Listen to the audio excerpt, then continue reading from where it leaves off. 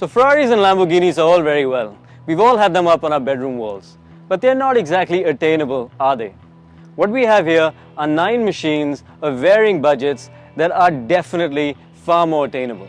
And these cars don't have any cosmetic upgrades. They're designed to carve corners and fly down straights. We've also got 9 likely crazy owners who are very much at home at the BIC. So while we have this circuit to ourselves, let's take them out on track and see if they have what it takes to set a really good lap time around the 5.1 kilometers of the Buddh International Circuit.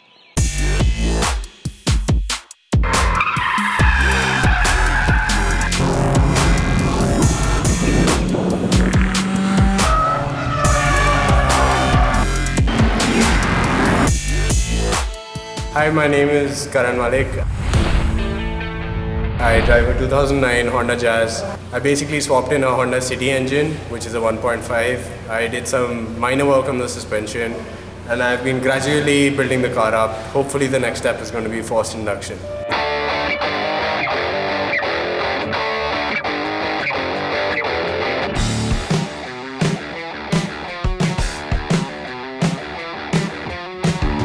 So, the first car out is Karan's 2009 Honda Jazz. And I have to really say a heartfelt thank you to these guys, because there are 2 things you don't ask a man for: his wife and his car. And these guys are full-on proper car guys. So you definitely don't ask these guys for their car. Now we did a 10-car small car test a couple of years ago, and the Honda Jazz came out on top because we absolutely loved the driving dynamics of this car, but it was absolutely begging for a better engine, and especially one of Honda's nice high-revving Vtec engines like the one that's in the engine bay now. It's also got a reflashed ECU, it's got teen suspension, it's got sway bars, it's got upgraded brakes, obviously upgraded wheels and tires. So these guys really go to town on their cars, and if you can take a look around me inside, it's got some nice red inserts in the door pads and in the door. So not only does it go pretty fast, but it looks good too. So I have to say, the car drives really well around the track. It's very balanced. You can feel the Vtec cam kick in at about 5,000 RPM, and then it sort of shoots forward. So, you know, we drive all these turbo diesels these days, and you get used to driving these cars that have this pound full of torque somewhere in the middle of the rev band once you've overcome turbo lag. But this thing doesn't have a lot of torque. You have to rev the living daylights out of it. So it really comes alive between 4,000 or 5,000 RPM. You feel the Vtec cam kick in, and then this thing takes off. It has no rev limiter, so Karan has been sure to warn me that I need to shift at 7,000 RPM or short of 7,000 RPM, let's say. So I'm happy to comply on that front, because I definitely don't want to blow somebody else's engine. Just manage the wheel spin on the exit. Pull it to about 6,500 RPM. Other than the fact that the front end could be a little sharper, and more than turn in, it'll help you at the exit where you can really get the power down. Other than that, this thing is an absolute pleasure.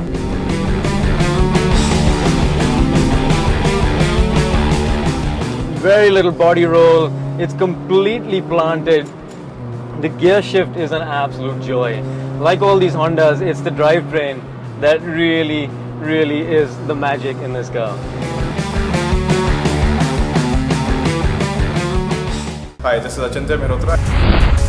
I'm driving a 1.3 litre turbocharged Swift Petrol prepared by FRK Racing Bangalore. It runs a D2 suspension, a Cusco 1.5-way LSD, Cusco front rear strut bars, Dixel brakes, fiberglass doors, and it's pretty much a daily driver as well with the working AC. We're leaving the pit lane in Achintya's Swift. He's given me a lot of instructions before we go out. We've got the race dynamics ECU turned on. So first things first, does she brake? Yeah, she does. The LSD is going to catch, obviously, going around the bends. Bloody hell, the turbo kicks in and this thing shoots forward. Swift platform is such a good platform. The car that I just wish they had brought to India was the Swift Sport, which they never did. My God, look at the way that this thing flies down the straight. And it's sharp as well.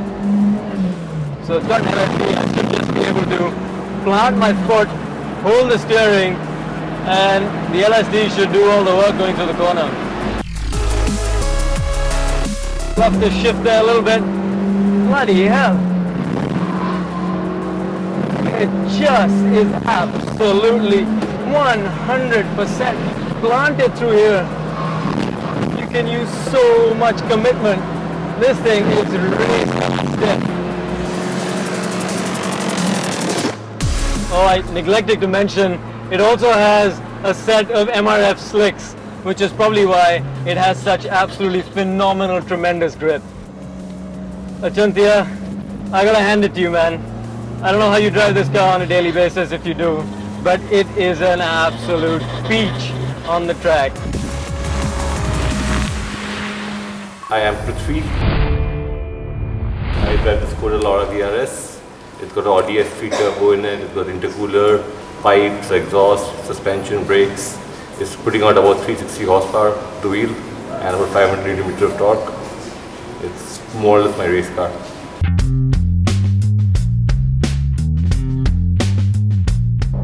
So here's a car after my own heart. This is Prithvi's Laura tuned to RS spec. Everything from the seats to the body kit to the massive, huge, oversized Borbet rims with 245 width tires all around. I'm told, don't give it the beans in first gear because you'll sit in one place and just spin the wheels non-stop. I'm also told she'll do 300 kilometers an hour down the back straight. It's got a trick clutch. It's got a turbo that's putting out 27 psi. Obviously, autoX brakes, suspension, the works. So you know that this thing is going to be pretty special on a fast lap. Bloody hell, it makes some serious power.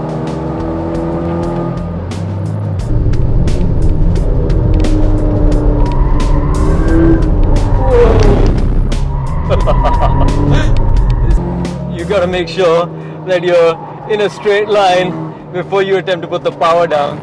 Otherwise, she's just skating around the front wheels. You have to be very, very careful. Above 3000 RPM, this thing has some absolutely insane power. So I've turned the traction control off, not because I want the wheel spin, but because if with the traction control on, it has so much power that it'll be cutting in all the time using the brakes, and it'll just absolutely destroy the brakes and the brake pads. You know, the great thing about these cars is that each of them has their own unique character. You need to have a relationship with these cars to really go fast. You need to have some kind of bonding with your machine to know what it needs, when it needs it, how to give it that TLC, and then how to give it a spanking when you really want to push it on the racetrack.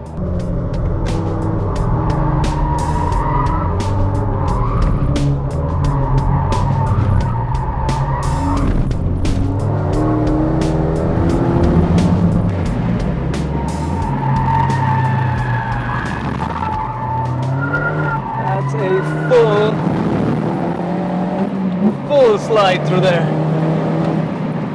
Once you're used to this machine, there is no doubt that it will go substantially quicker around this lap. For the moment, however, I'm seeing we're at 40 degrees ambient, it must be 50 plus degrees track temperature. So I'm seeing the temperature gauge just creep up slowly all the way to the red zone. And especially with a turbocharged car, you don't want to get into that zone. So we were taking it a little bit easy and basically just trying to be clean while trying to modulate the amount of power this thing puts down. It is just sensational power. Not entirely practical, because trying to get the power down is the biggest challenge in this machine. You can just skate the front end from one corner to the next with quarter throttle or half throttle. It's got that much power. My name is Akshay Jain. I drive a Volkswagen Jetta TDI. It's a DSG automatic dual clutch gearbox. What I've done to it is I've got a stage 2 remap, BCAT exhaust, rear sway bars, which is 27mm thick with end links. Along with that, front and rear slotted discs. I have got Bilstein V6 and H&R strings, and over that I have a turbo muffler delete.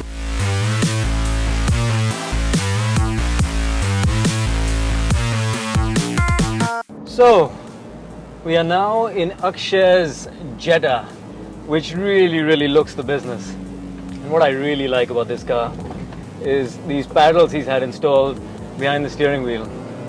Because we know that mechanically these cars are really sound. They've got a great platform, a great gearbox, and a great engine.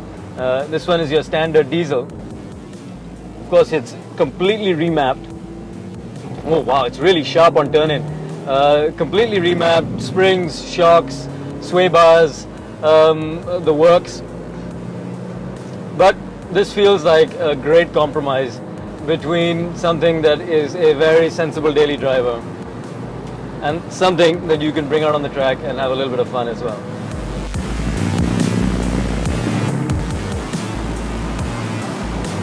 So these big, heavy front-wheel drive cars, you need to slow them down a little bit going through the parabolica, otherwise it just chews up the left front. So the key is to keep the steering wheel as straight as possible and keep your foot planted as much as possible.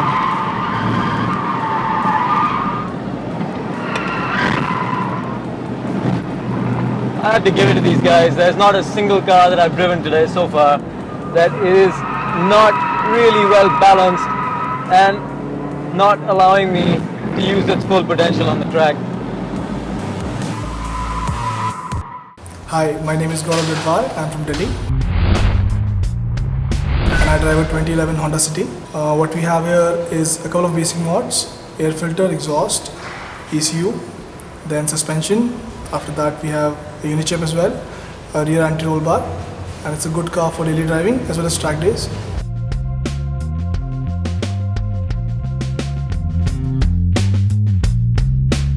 So, we are now exiting a very hot pit lane and a very sweaty driver in Gaurav's Honda City 1.5 Vtec. Now this particular generation of the City didn't get a lot of love, but Gaurav is trying to remedy that somewhat. Not by running a dust cloth through the interior, mind you. I think this was last dusted or cleaned in, let's say 2014, that sounds about accurate. But he is so serious about his performance that, again, there are no rear seats in this car. It doesn't have any air conditioning, as you can see. It's got a fully blueprinted, port polished engine, intake, exhaust, teen suspension, the works. So let's see if this Honda City can uphold Honda honors, and immediately I can tell you that the exhaust sounds fantastic. And the thing with these Hondas is that they're so light, they're so sharp, and a little bit of fettling, and it really reveals the true foundations of what lie beneath in these mundane family cars that we get sold in our market. The amazing thing to me is how much quicker and better than stock these machines are. Hi, I'm Sahil. I've got a Polo GTI 2013. Done a suspension mod. I've got a BC Racing suspension on it. I've got a DCAT exhaust, and done a remap on my car. So it's putting about 125 bhp, and it's really fun to drive this car on the track.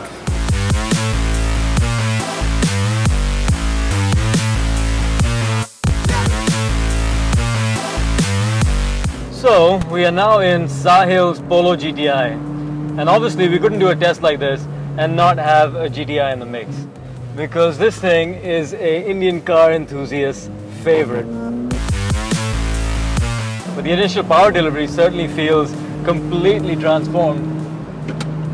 What I do need is some side bolstering on these seats, because I'm flying from side to side. Now I've had the pleasure of racing the Polo GTI, the TSI, and the Vento, so I know that these cars are really nicely balanced and a lot of fun to throw around this racetrack. But compared to a stock GTI, this feels like it has not only a lot more power, but a lot more grip as well. This is one of the most sort of stock cars of the lot, but it just goes to show that with a few minor modifications, you can create a car that is completely transformed from the one that comes out of the factory, in a good way, of course. So the Polo GTI is a great everyday machine. It's a car that you can enjoy driving on a daily basis, and with a couple of tweaks like suspension, exhaust, remap, it's something that completely transforms the character of this machine, and it makes it so much more engaging and so much more fun to drive. Hi, I'm Lakshay Veerdabas, and this is my daily driver, Suzuki Ritz. I put in few mods in this car. The engine has been worked upon. It has Piper reprofiled high lift cams. It has got its head shaved, coated and polished. It's got a full exhaust system, full direct intake system, BMC DIA. For suspension and handling, I've put in V6 Bridgestone dampers here on it. It has got a front strut bar for handling. And earlier it used to run on BC Racing coilovers, and it also had a rear strut bar. It's a very good car for daily driving and occasional track racing.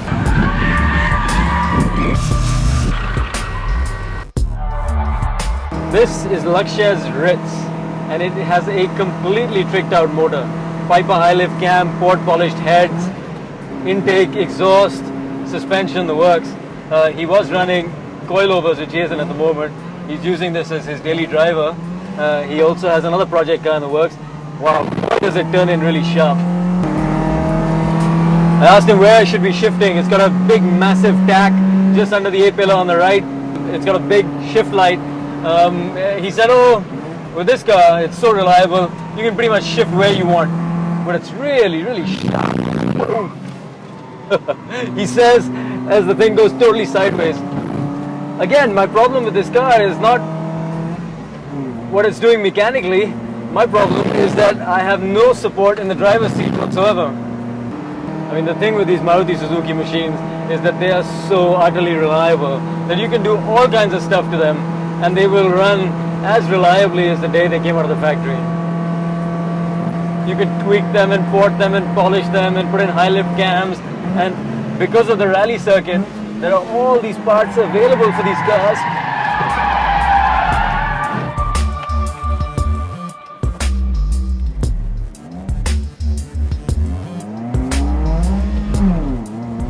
Because of its slightly sort of tall boy design, it's got a little bit of roll, which is something that sort of upsets the balance a little bit. So you have to just be a little careful as you're throwing it into the corner. Again, I have to say how impressed I am with the guys who are tuning these machines, because they have been so reliable the whole day. And you really have to think that our tuner culture and our true car culture has finally arrived. It's finally arrived thanks to the fact that you can take affordable machines like these and tune them to be fun to drive, and it's not going to break the bank. Thanks to the fact that you have circuits like the Buddh International Circuit, where you can come out, and these guys are all part of the track test circuit, and they can actually exploit the potential of their machines in a controlled environment, in a safe way, rather than doing it on the road. Hi, I'm Veer. I have a Zen, which is my track day car. Well, the difference between this and a normal Zen is that it has a 1.6 Baleno engine, a short ratio gearbox. So it has a high lift cam, performance ECU, headers, short ratio gearbox. The rear doors are fiberglass, the bonnet and the boot is fiberglass as well. And being a Zen, the power to weight ratio is absolutely amazing. So it's a great low budget track day car.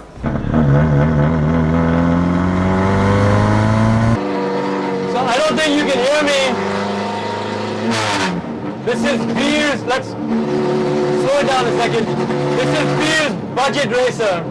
This is a Zen with a 1.6 liter high compression Suzuki engine.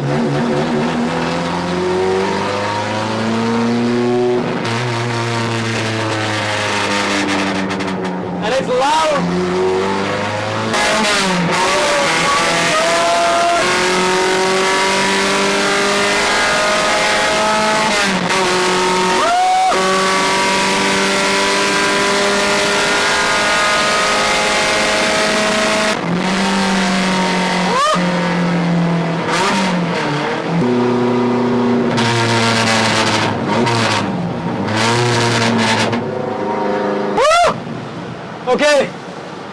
freewheel on this in-lap on the back straight so I can talk to you about this car.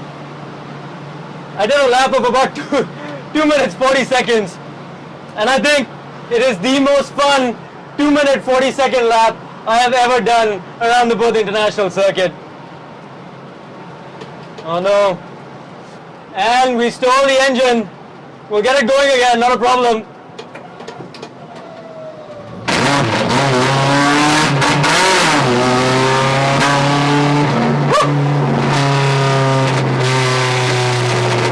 A little rolling jump start down the back straight, never hurt anyone.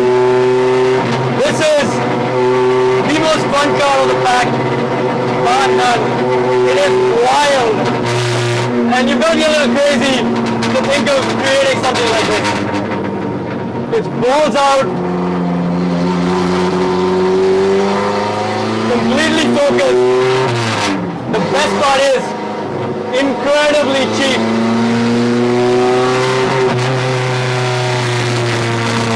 And so much fun.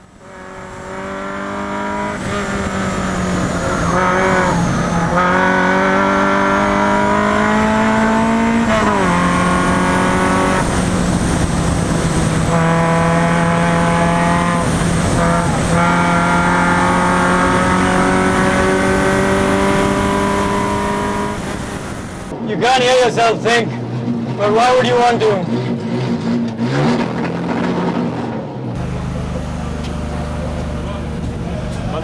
What a crazy machine, man.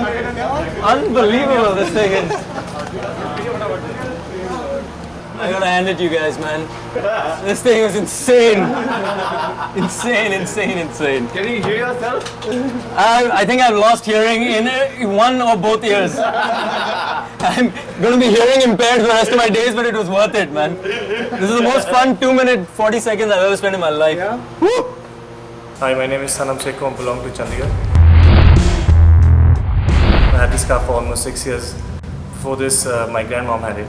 I've done a full exhaust system, air intake, lighter flywheel, stage 2 clutch, MS ignition, that also includes radium spark plugs, bracing all over. Daily driver car, but comes to the track very less, not that often. Also load the car, so getting it to Delhi is a little difficult for me every time. And yeah, every time I get into it is good fun.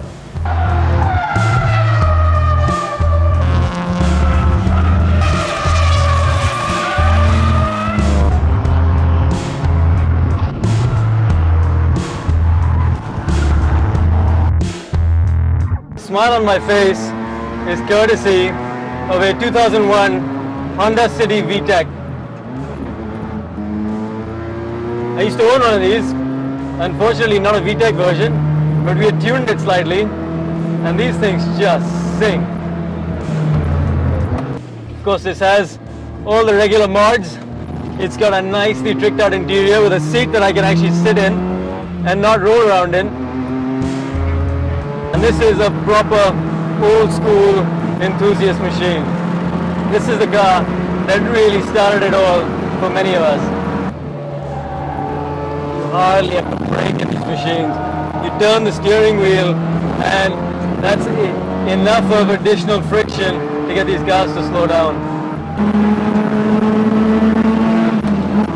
Slightly long throws and notchy gearbox is the only thing that I need to worry about here.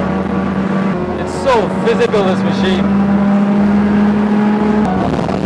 You don't need big beefy brakes when you've got cars as light and chuckable as these.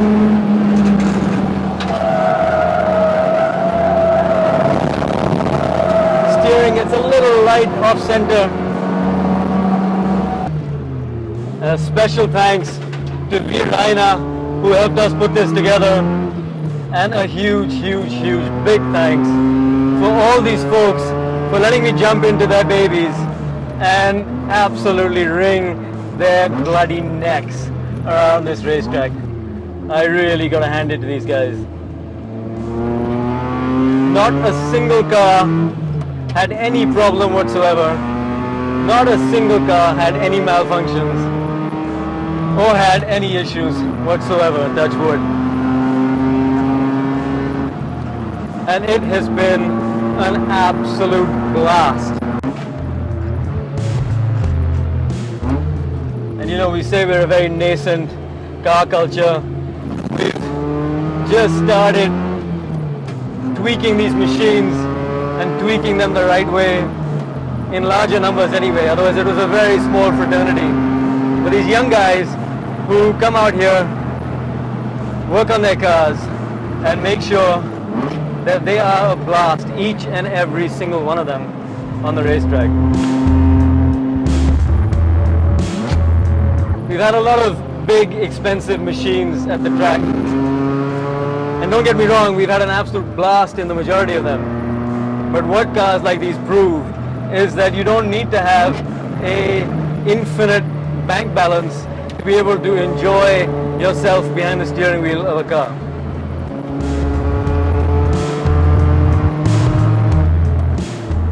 You need to have the inclination, you need to have a little bit of ability behind the wheel, and you need to know the right guys who can tune these cars, because believe me, they're doing a really, really good job.